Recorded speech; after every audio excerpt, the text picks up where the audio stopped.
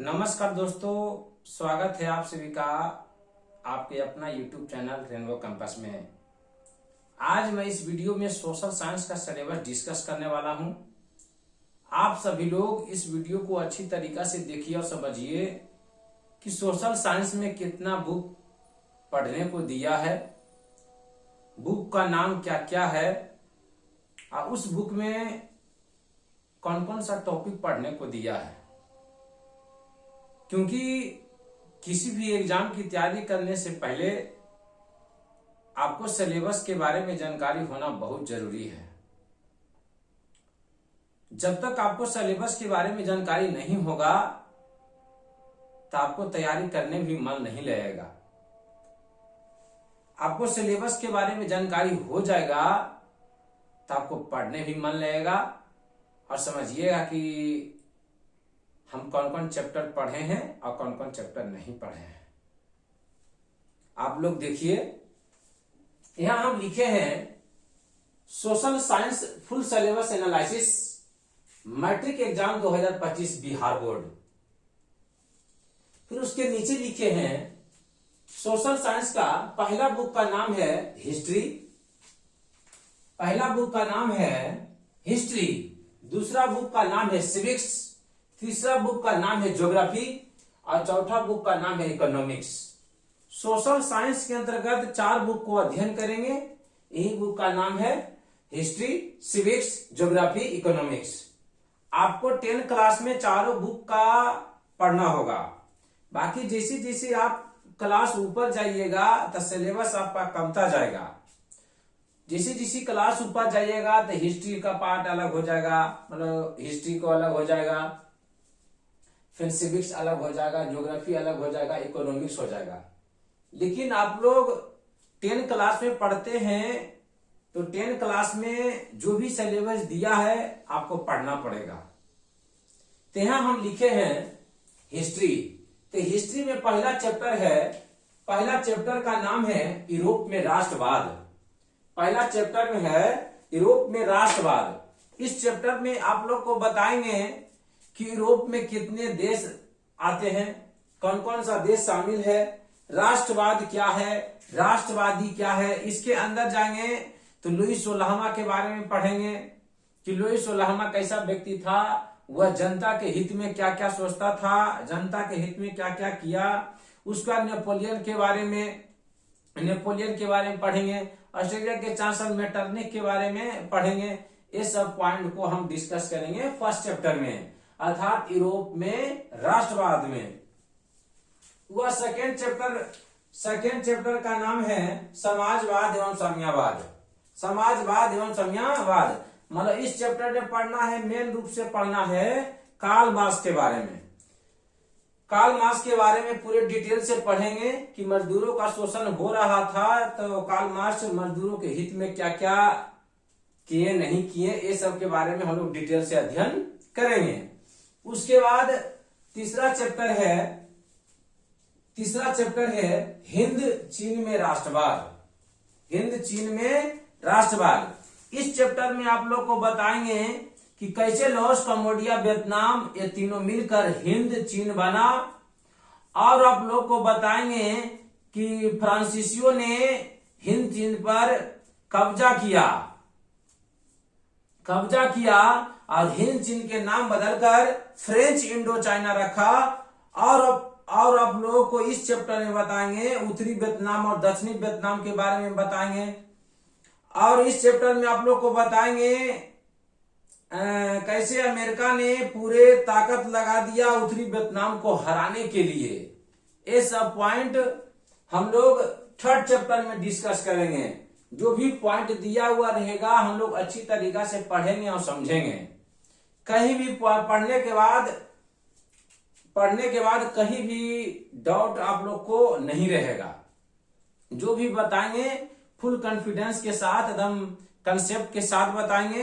पढ़ लीजिएगा, कहीं भी आपको डाउट नहीं रहेगा पढ़ाने के बाद। अगला चैप्टर है भारत में राष्ट्रवाद। हिस्ट्री में अगला चैप्टर है भारत में राष्ट्रवाद। इस चैप्टर में आप लोग को बताएंगे भारत की आजादी की लड़ाई के बारे में बताएंगे। महात्मा गांधी के बारे में बताएंगे, पंडित जवाहरलाल नेहरू और मोतीलाल नेहरू के बारे में बताएंगे, किस तरीके से भारतीय पर अत्याचार किया जाता था और किस तरीके से भारतीय समाचार पत्र को बैन कर दिया गया था वर्नाक्युलर प्रेस एक्ट के तहत, और जलियांवाला बाग हत्याकांड के बारे में बताएंगे, और महात्मा गांधी के द्वारा जितने भी चलाए गए आंदोलन है सब कुछ इस चैप्टर में आप लोग को बताएंगे, अर्थात डिस्कस करेंगे। किस तरीके से बिहार और बंगाल के किसान पर अत्याचार हो रहा था, नील की खेती करने के लिए कैसे किसानों को मजबूर किया जा रहा था, ये सब पॉइंट आप लोग को डिस्कस करेंगे भारत में राष्ट्रवाद के चैप्टर में। और इस चैप्टर में पूरे डिटेल से आप लोग को इसमें पॉइंट बताएंगे आपको। अगला चैप्टर का नाम है अर्थव्यवस्था और आजीविका। इस चैप्टर में आपको बताएंगे औद्योगिक क्रांति के बारे में, मेन रूप से औद्योगिक क्रांति के बारे में डिस्कस करेंगे, है ना, 5वां चैप्टर में।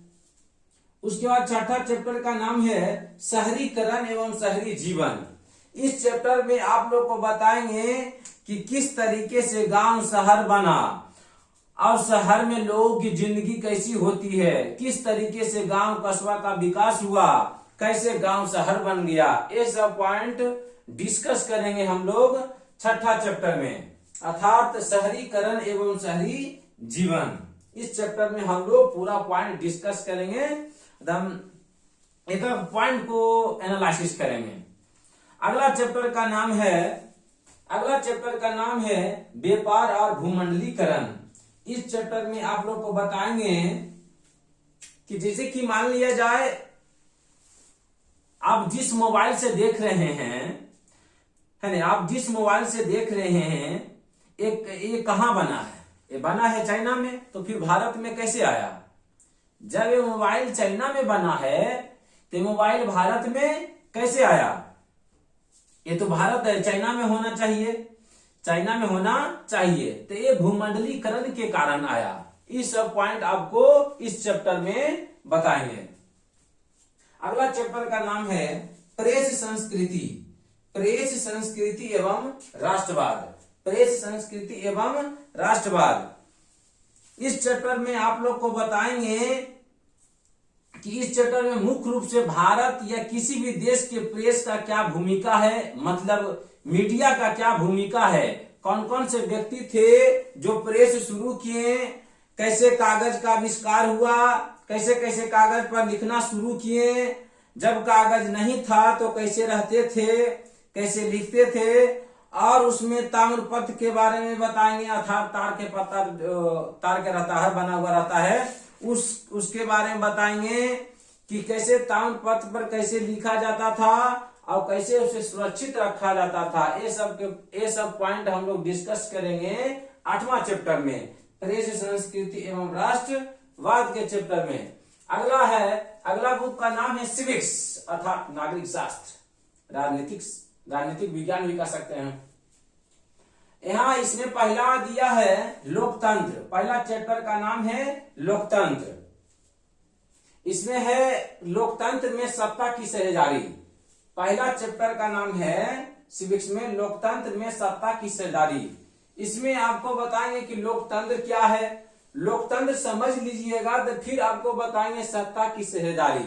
सत्ता आप लोग जानते होंगे, सत्ता का अर्थात कुर्सी, मतलब शासन। इसलिए आप लोग जानते भी कोई भी नेता अपना कुर्सी के लिए ही मरता है कि अपना कुर्सी पर बैठे रहें, दूसरा को हम नहीं दें। इस प्रकार आप लोग को बताएंगे कि लोकतंत्र, उसके बाद सत्ता की साझेदारी बताएंगे। फिर जब सत्ता की साझेदारी समझ लीजिएगा फिर आपको बताएंगे सत्ता में साझेदारी की कार्यपालिका। जैसे कि आप लोग जानते हैं कि इलेक्शन आने वाला रहता है तो साझेदारी होता है कि हाँ इस जाति को वोट दो, इसकी जनसंख्या ज्यादा है, इसको टिकट दो, इसको फलना कास्ट को दो, इस कास्ट को दो, इसकी जनसंख्या ज्यादा है। इस प्रकार जिसकी बहुमत ज्यादा होता है उसको वोट दिया जाता है। इस प्रकार बताएंगे। फिर आपको बताएंगे कार्यपालिका, विधायिका, न्यायपालिका के बारे में डिस्कस करेंगे कि कार्यपालिका का क्या काम है, विधायिका का क्या काम है, न्यायपालिका का क्या काम है। यही सब पॉइंट हम लोग डिस्कस करेंगे सेकेंड चैप्टर में। उसके बाद थर्ड चैप्टर है लोकतंत्र में प्रतिस्पर्धा एवं संघर्ष।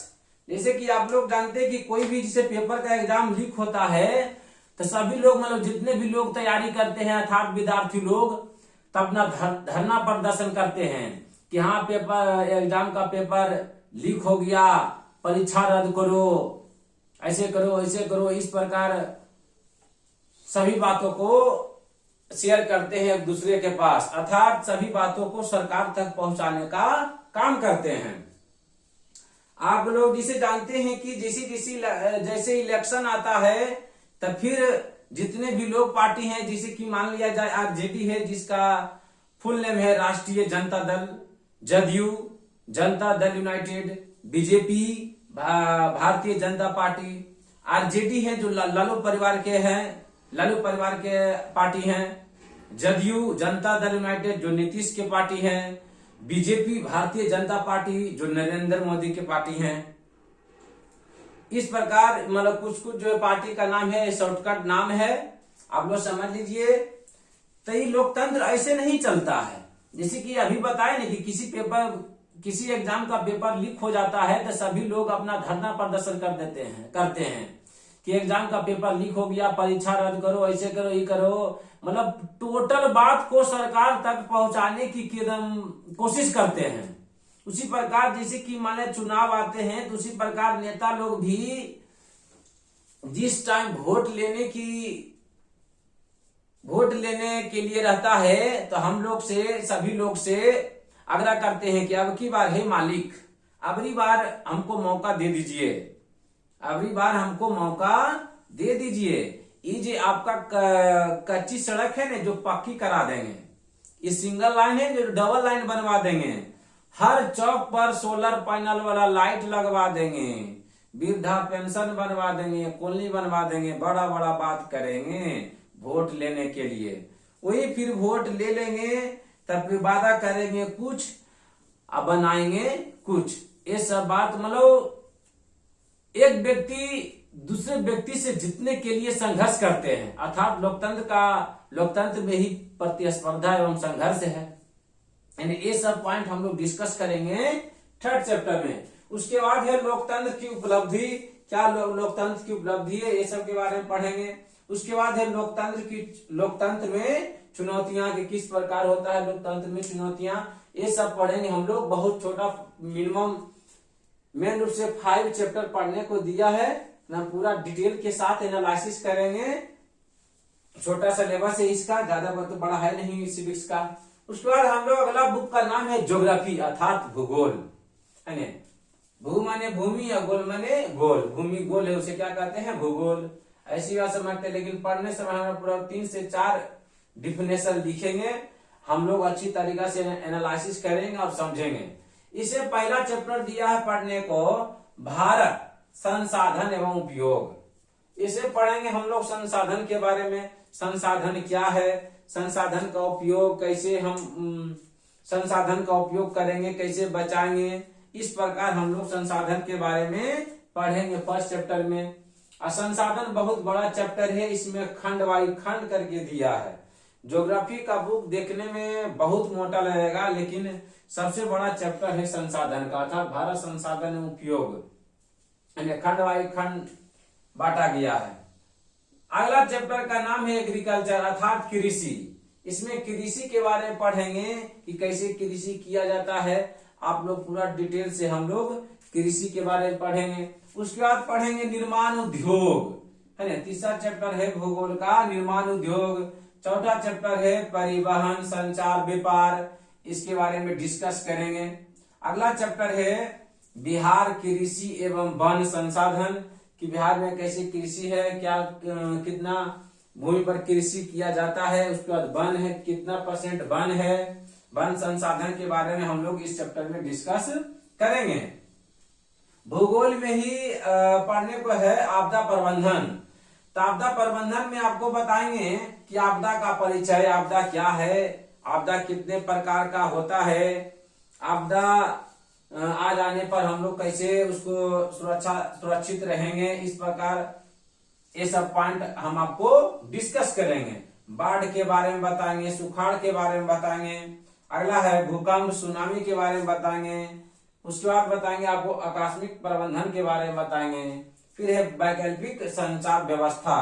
इतना पॉइंट आपदा के बारे में पढ़ने दिया है। एक और चैप्टर है छठा, उसे मानचित्र अध्ययन। उससे ज्यादा प्रश्न एग्जाम में नहीं आता है, कुछ कुछ पॉइंट आता है जो हम आपको बता देंगे। अगला बुक का नाम है इकोनॉमिक्स, है ना, जिसको कहा है हिंदी बोलेंगे अर्थशास्त्र, है ना। इसमें पहला चैप्टर पढ़ने को दिया है अर्थव्यवस्था के परिचय। अर्थव्यवस्था के परिचय मतलब अर्थव्यवस्था क्या है उसके बारे में हम लोग डिस्कस करेंगे। उसके बाद दूसरा चैप्टर है अर्थात सेकेंड चैप्टर है इकोनॉमिक्स का राज्य एवं राष्ट्र की आय, कि राज्य क्या क्या आय होती है, राष्ट्र की क्या आय होती है, इस सब पॉइंट को हम लोग डिस्कस करेंगे। अगला तीसरा चैप्टर है इकोनॉमिक्स का मुद्रा बचत एवं साख। मुद्रा क्या है, मुद्रा को कैसे बचत करेंगे एवं साख के बारे में डिस्कस करेंगे तीसरा चैप्टर में। चौथा चैप्टर में है हमारी वित्तीय संस्था मतलब बैंक, है ना, हमारी वित्तीय संस्था बैंक। ये सब इसमें हम लोग चौथा चैप्टर में डिस्कस करेंगे। पांचवा चैप्टर में है रोजगार एवं सेवा, है ना, रोजगार क्या है, सेवा क्या है ना, इस सब के बारे में हम लोग डिस्कस करेंगे पांचवा चैप्टर में। छठा चैप्टर का नाम है वैश्वीकरण, वैश्वीकरण के बारे में डिस्कस करेंगे। सातवां चैप्टर का नाम है उपभोक्ता जागरण एवं संरक्षण। इतना पढ़ने को दिया है, हम लोग पूरा डिटेल से एनालिसिस करेंगे। सोशल साइंस में मेन रूप से चार बुक पढ़ने को दिया है। बाकी अभी हम बताएं कि जैसे जैसे आप क्लास ऊपर जाइएगा तो सब बुक अलग अलग हो जाएगा। लेकिन आप 10 क्लास में पढ़ते हैं तो आपको टोटल मतलब चारों बुक पढ़ना होगा, क्योंकि बोर्ड एग्जाम में चारों बुक से प्रश्न आता है। यही सिलेबस सोशल साइंस का है, आप लोग देख लीजिए और समझ लीजिए कि कितना बुक है, बुक का क्या नाम है, उसमें कौन कौन टॉपिक दिया है आप समझिए। आप फिर पढ़ने के बाद आपके समझ में आना चाहिए कि कौन कौन चैप्टर पढ़े हैं, कौन कौन चैप्टर बाकी है। क्योंकि बोर्ड एग्जाम देने से पहले पूरा सिलेबस को पढ़ना बहुत जरूरी है, ताकि बोर्ड एग्जाम में एक भी प्रश्न नहीं छूटे। बाकी नेक्स्ट वीडियो में मिलेंगे। Thank you all of you.